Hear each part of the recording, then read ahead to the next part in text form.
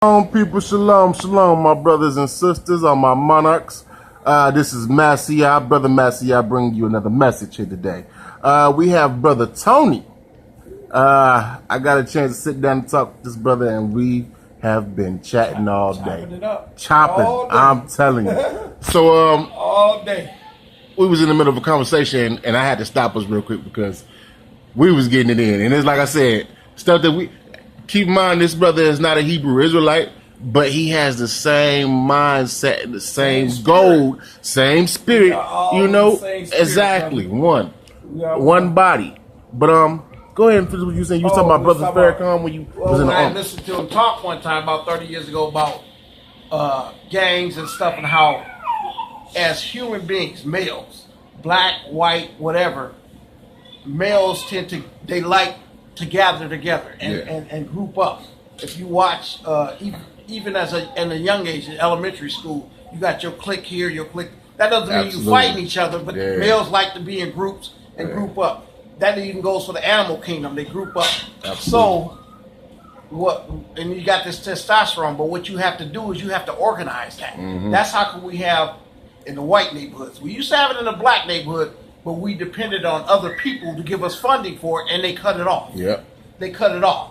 So I grew up, we played in football leagues and little league baseball.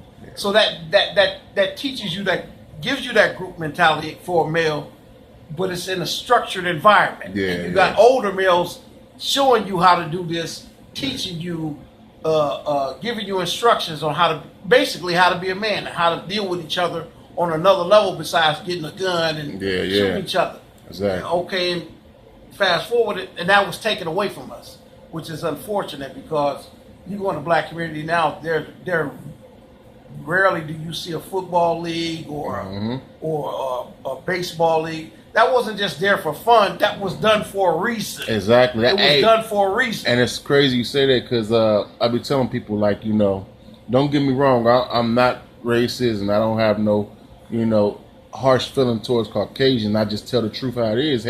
History is what it is. It is. But I be telling people all the time, like, look, okay, when we ended up coming together, because, okay, think back.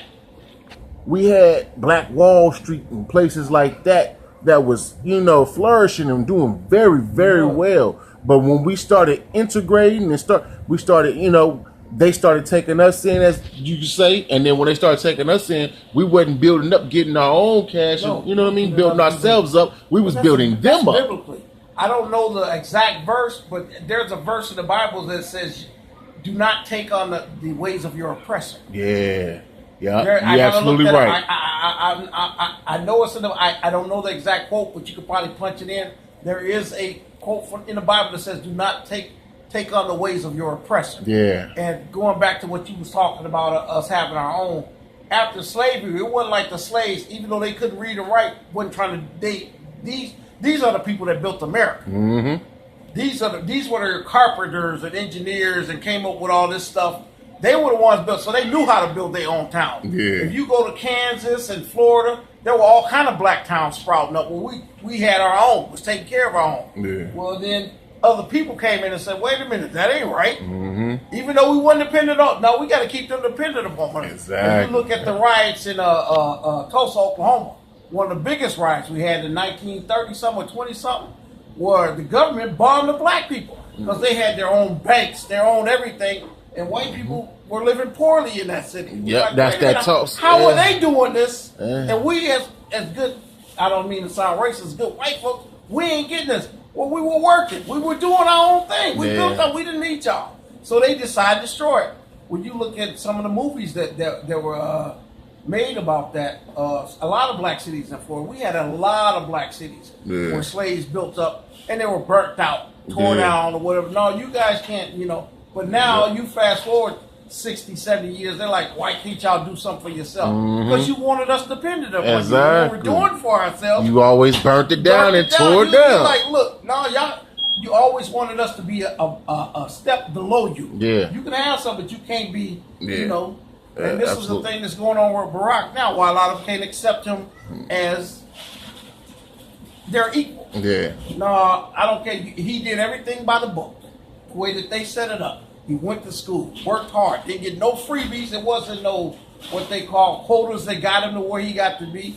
Worked, got elected twice. Yeah. They still won't accept that Yeah. because he's not supposed to be over us. And that comes from, as Mahmoud El-Kate says, the bottom line is it's white supremacy. And that's how this country is run, whether they want to look at it that way. Everything was set up for them to succeed and us to fail. Absolutely, And stay below yeah. them. You know, they never looked at us as equal and never will. You got one. That's why the Constitution. Yeah. I was looking at something. It's called oh man, baby, what is that show called? Book of Negroes. And it was funny that in there that this woman, at the time they was going through, the American Revolution. Right. And so it was a Caucasian man who was yelling in the streets talking about this, we ain't gonna never be slaves no more. We're free, we're free. So the woman was like, what? The blacks are getting free, we're getting free from slaves. He said, no, this ain't for the niggers. Yeah, this right. is Right. for us. We won't be slaves no more to nobody. We gonna be free. So Yeah. that had nothing to do with us. That's why it Nothing to do with says, us. when it says we the people, we're Right. not included We're in not- that. We're not included in that. We're amendments. We're not- add-ons, Look. as they say. I watched this thing on Ali when they were interviewing him one time, and the guy asked him about. He says all white people are. He says I don't consider myself. He says no, there are some good white people out there. You might have. He said imagine 10,000 snakes coming at me, 1,000,000 snakes, and 100 of them don't want to bite me. They're gonna be over here. He said you think they're gonna stand up to those other 900,000? Nah, He said I like y'all, but hey. What I can't forget about the 1,000,000 coming to try to kill me. You're right, absolutely. You Yeah. know, just because you got a few over here Yeah. that's taking up for you, and that don't make us a racist. But we looking at the facts. Look, this country was founded upon racism. Absolutely, absolutely. Founded upon racism. Well, and everybody like to say, well, my brother likes to say when people tell him that I had nothing to do with slavery. Yeah, but you benefited from it. You And still are. They and still are reaping the benefited benefits. from it. Yep. And we're still suffering from the vestiges of slavery. Absolutely. You know, some of us still slaves in our mind. Absolutely. Some of yeah. us still slaves in our mind, thinking that they free. And look, man, that's just the way it is. Yeah, one. That's just the way it is.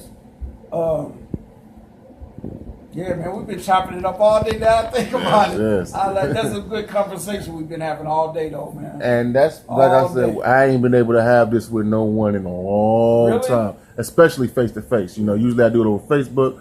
But I haven't been able Person to. is better. Yeah. Absolutely, you know what I mean? I had a There's few- nothing like face to face. There's a few guys I can talk at home about some things, but I'm like you. I don't have a lot of people to talk to Yeah. about that. But we try to get that, and that's what's going to have to happen in our community.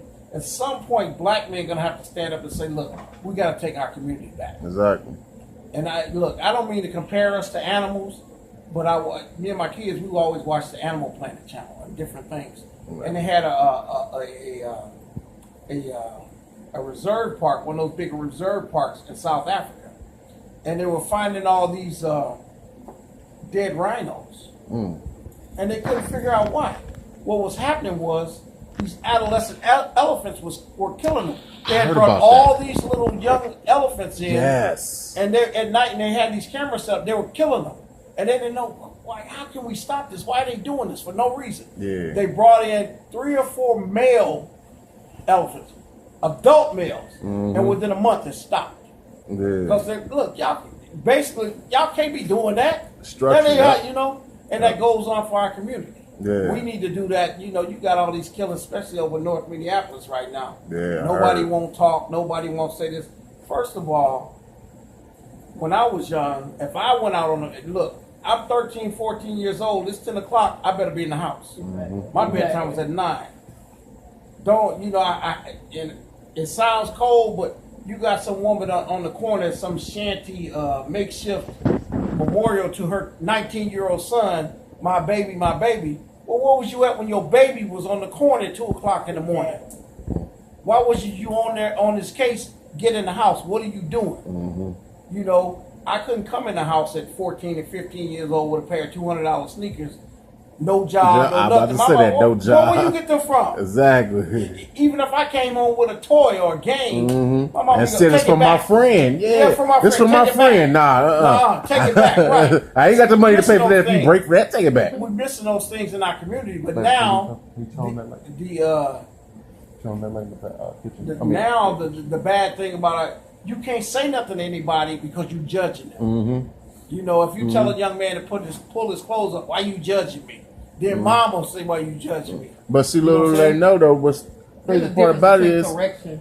exactly that's correction. But the thing is, even the scriptures say it don't say nowhere not to judge. It says, "Judge not, lest ye be judged." It also tells us that if we're making a righteous judgment, then that's all right. You know what I mean? That's a different story. Yep. But people totally cross that out or skip over that. Because and, people want to do what they want to do. yeah, absolutely. They don't want to. Yeah, they want to keep staying their sins and not be judged for it. So, hey, don't judge me. Leave me. You know what I mean? But if I tell you to pull your pants up, that's not judging you. That's telling you, look, brother, you ain't gonna get no job like that. Exactly. You can say what you want to about people judging you. That's correction. That's correction, and the Bible talks about that. Yes.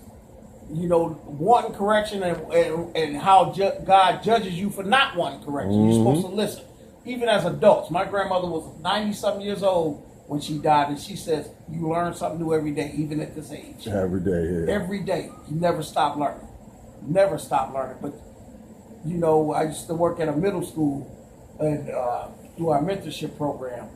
And I remember this one kid constantly in trouble. Constantly. And so they called me one day to go get him. I'm like, first of all, I'm not his dad. I'm his mentor. Well, we can't get a hold of his mom. Can you please come up here? We can't control him. I get up there. He running from classroom to classroom. They got people trying to surround him. They don't want to touch him. He cussing at him. Then he sees me and he straightens up. Because he know I wasn't happy. Embarrassed. Oh, I'm sorry. No, man. What you up here? So finally, they get a hold of his mom. About a half an hour later, she comes up there. The first words out of her mouth was, what y'all say to my son? Or do to my son? My mom's first word would have been, come here. Come here. Exactly. Give me a room somewhere I can go with him. But see, that's the difference now than the parenting we had back then. Yeah, absolutely. Everybody is, and part of that comes from teenage pregnancy. I'm not saying everybody, teenage mother was like that. These were kids having babies. They don't know. They don't know how to raise kids. Yeah. You know what I'm saying? Kids raising kids. Kids raising kids. So they don't understand. They more their kids' friend than you can't be your kid. They still got childlike mindset. Got childlike mindset. And the phenomenon we're seeing now outside of the crack, the result of the crack epidemic was these teenage moms lost their childhood having babies at 14 and 15. Now when they got in their 20s, they want to go back and capture that. But now you got this teenage son or unless it's son or daughter that you need to be, and you starting to feel like missed out on your life. Yeah. Hang out in the street. A lot of kids that we had, you got the 9 and 10-year-old taking care of the 2 and 3-year-old. So they don't have no life. They feel like they're a parent already. Yeah. Because mom or dad ain't there. Mom is out in the street trying to recapture what she had when she had you at an early age. And with that, the cycle continues. Exactly. So the cycle continues, and we need to break that cycle. Yeah. But don't get me wrong. There's a lot of young mothers that did it on their own and accomplished that. Absolutely. But there are a whole lot that didn't. Then you throw in that crack epidemic on top of that. That really robbed us of a lot of our morals and values, because I seen it firsthand with my own family and with other people, and knowing people. I don't think there is one black family out there that hasn't been touched by that crack epidemic, whether it be somebody that was on crack, somebody that sold crack, somewhere it affected us.